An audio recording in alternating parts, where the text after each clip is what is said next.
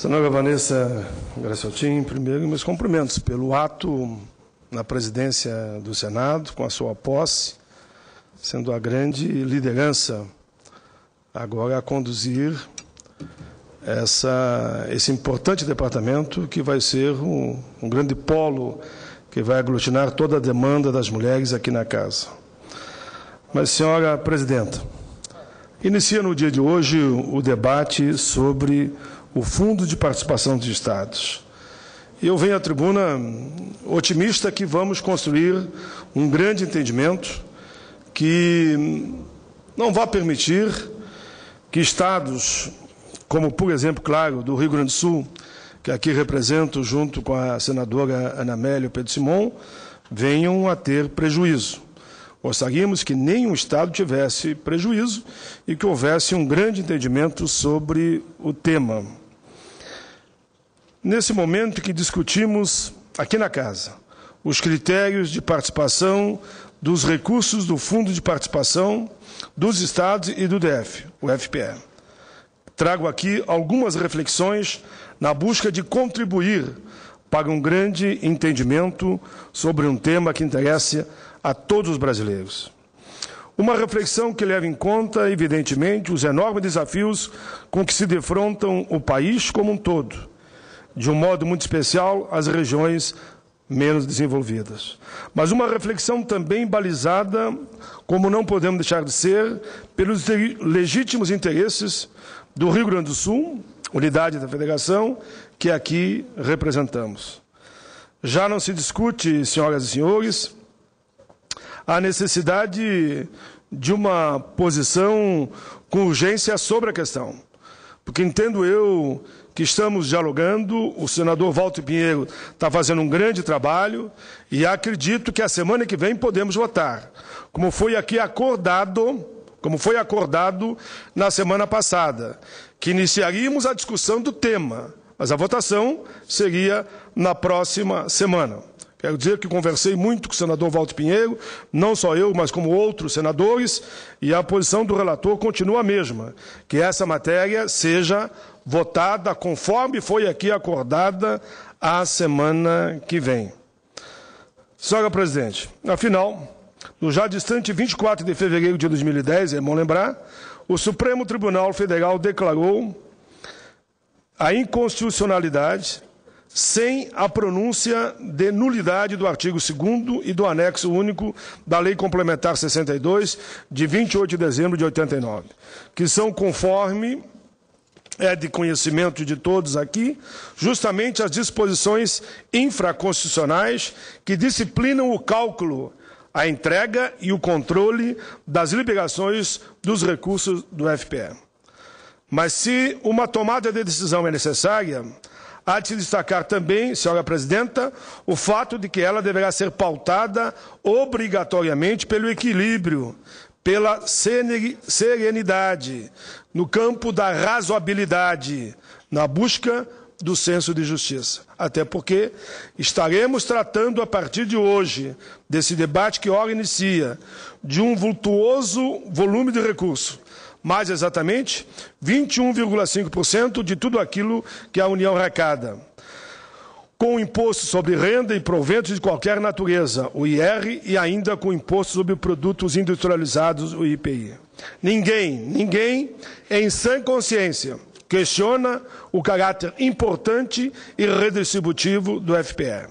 A própria Constituição, em seu artigo 3º, inclui entre os objetivos fundamentais da República os de erradicar a pobreza e a marginalização e reduzir as desigualdades sociais e regionais. Dessa maneira, o caráter de um fundo, como o FPE, nunca poderia ser meramente devolutivo, transferindo os recursos de forma quase automática para os estados onde se deu a arrecadação. Nós entendemos isso.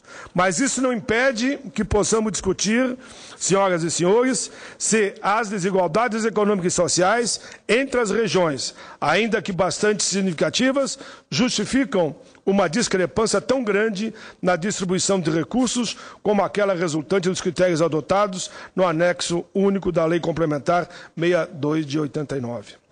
Por tais critérios, senhora presidenta, as regiões Nordeste, Norte e Centro-Oeste recebem hoje somados 85% do FPE.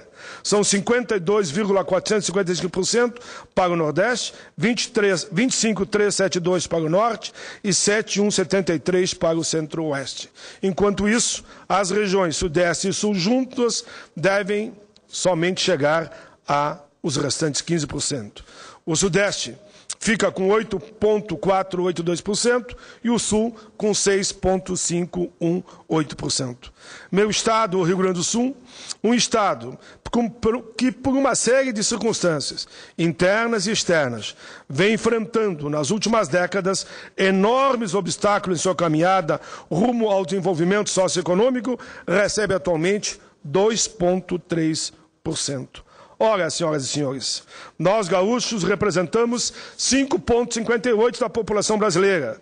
Nessas condições, e ainda conforme já disse numa outra oportunidade, não se deve atribuir ao FPE um caráter predominantemente devolutivo, um percentual de retorno do FPE que representa 42% do percentual referente à população, me parece defensável. Senhoras e senhores, temos hoje em análise aqui no Senado exatamente 8 projetos de lei complementar sobre a matéria. Os projetos números 192, 289, 744 e 761 de 2011 e os de número 35, 89, 100 e 114 de 2012. Temos também o parecer do prezado colega, companheiro de partido, senador Walter Pinheiro, relator da matéria, na CCJ, que votou pela aprovação do projeto 192 de 2011 da estimada senadora Vanessa Grassottin na forma da emenda substitutiva e pela rejeição dos demais projetos. E temos ainda a emenda sugerida pelo nobre senador Francisco Dornelles, que, embora atendendo prioritariamente aos critérios redistributivos, busca diminuir as diferenças hoje existentes entre as participações dos estados do Sul e do Sudeste e dos demais estados. Pois bem, é claro que não teríamos como defender um projeto como o de número 744 de 2011, de caráter eminentemente devolutivo, que destina à região Sudeste mais de 70% dos recursos do FPE, à região Sul mais de 10% e de outras 3 regiões, em consequência, menos de 20%. Mas penso também que não podemos, na ânsia de atender ao mandamento constitucional da redução das desigualdades regionais e, portanto, aos justos anseios da redistribuição dos recursos, penalizar em excesso os estados das regiões Sul e Sudeste. Tomemos, por exemplo, a emenda substitutiva. Por ela, senhores e senhoras, o Rio Grande do Sul varia sua participação no FPE, reduzida gradualmente ao ano, de 2,35% em 2013, 2,31% em 2017. Além disso, seria perseguida uma meta, e essa meta, que me preocupa ainda mais, de que o Rio Grande do Sul vir a receber no futuro apenas 1,73%. Praticamente a metade do que recebe hoje. Uma perda que poderia muito dizer que chega a quase 50%. Os meus cálculos chegam a 27%. Estados com população 20 vezes menor, vejam bem, 20 vezes menor. Aqui hoje, por sinal, já recebem do FPE um percentual mais elevado. Viriam sua diferença em relação ao Rio Grande crescer ainda mais. Por isso, com todo respeito à posição dos que pensam de maneira distinta, parece-me que a solução, a proposta apresentada pelo senador Dornelles, com pequenas adequações que nós temos propondo, me vai na linha do equilíbrio. De acordo com ela, as frações apropriadas pelos estados das regiões Nordeste, Norte e Centro-Oeste continuariam a ser amplamente majoritárias, com 79%. Mas sobraria aos estados das outras regiões um volume de recurso um pouco maior do que aquilo que propõe o substitutivo. Nesse cenário, o Rio Grande do Sul veria a sua participação subir de 2,35% para 2,82%, um percentual bem distante com aquele que o estado participa na população e na arrecadação total do país, mas pelo menos um pouco mais confortável que o adotado atualmente.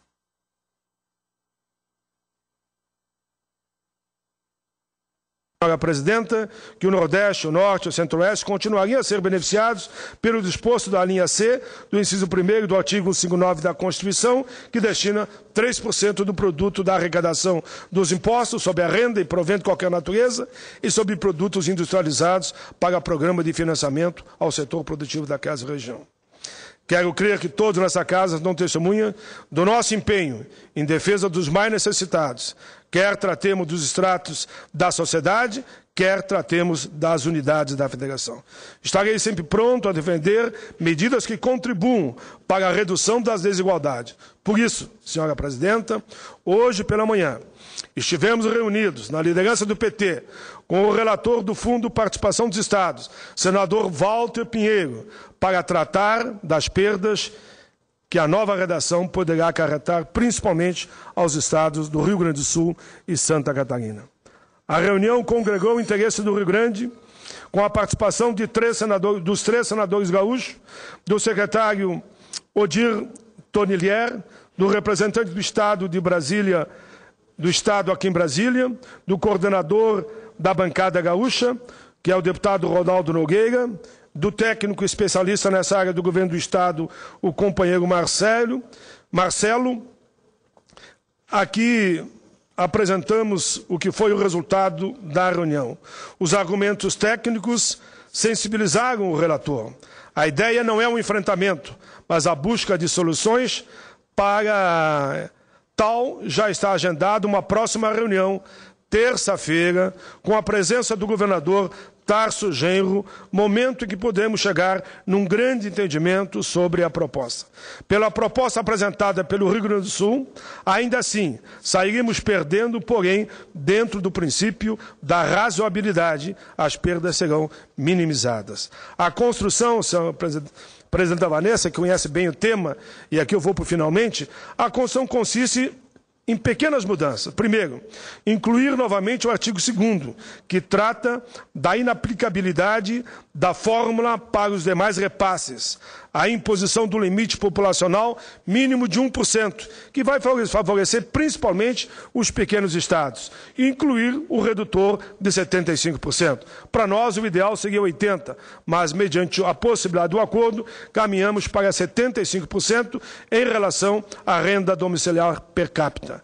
Tais medidas, aplicadas em conjunto, com certeza, minimizarão os efeitos para o Rio Grande e beneficiarão 18 estados brasileiros em relação ao texto atual. Mas o nobre ideal redistributivo não deve funcionar como pretexto para soluções que, no final das contas, podem revelar-se inadequadas, no limite até injustas. Sendo assim, proponho que nos dediquemos ao debate sobre os critérios de distribuição do recurso do FPE com o coração aberto, tendo cada um de nós a exata compreensão das expectativas e dos anseios dos demais setores. Estou certo de que, com muito diálogo, com muita ponderação e com muito espírito público, haveremos de chegar a uma decisão sábia que permita que todos os estados saiam dessa discussão dizendo: ficou no campo da razoabilidade, ou foi possível o entendimento. Era isso, senhora Presidenta. Peço a Vossa Excelência, porque, devido ao tempo, não pude ler na íntegra o nosso pronunciamento, para que Vossa Excelência considere. E, mais uma vez, eu faço um apelo a essa casa, que o acordo firmado na semana passada, que nós não votaríamos o FPE hoje, seja mantido. Conversei com o presidente do Senado, senador Renan Calheiros. Conversei com o relator Walter Pinheiro. E o próprio relator Walter Pinheiro me disse que a matéria não seria votada no dia de hoje. Tanto que agendou para a próxima terça-feira uma reunião que poderão participar os senadores dos 3 estados do Sul, com a presença prevista dos governadores. O governador Tarso Genro já confirmou a presença para a próxima terça-feira, às 10 horas da manhã. Senadora Vanessa Graciotin, permita que eu diga isso. Eu sou do tempo que vale a palavra empenhada e acordo cumprido. o acordo firmado aqui nesse plenário, que nós íamos iniciar a discussão hoje, e a votação seria a semana que vem. Eu espero não ser pego de surpresa. Senadora Ana Amélia, Vossa Excelência que estava hoje na reunião conjunta. Acordamos, fechamos, e uma outra reunião na terça-feira, com a presença inclusive dos 3 estados do Sul, provavelmente os governadores e os 9 senadores, e convidando também os coordenadores de bancada, no caso, representando as bancadas na Câmara, e fui pego de surpresa por uma informação que a matéria poderia ser votada hoje. Fui conversar com o presidente Renan Calheiros. Ele disse que não há nada acertado, mas que há um movimento A. Aquela história. Eu não creio em bruxas, mas que elas existem, existem, né? Que há um movimento, falei há pouco tempo, até para tranquilizar tanto Vossa Excelência, senador Simão, e a mim também, e na verdade todos que estão preocupados com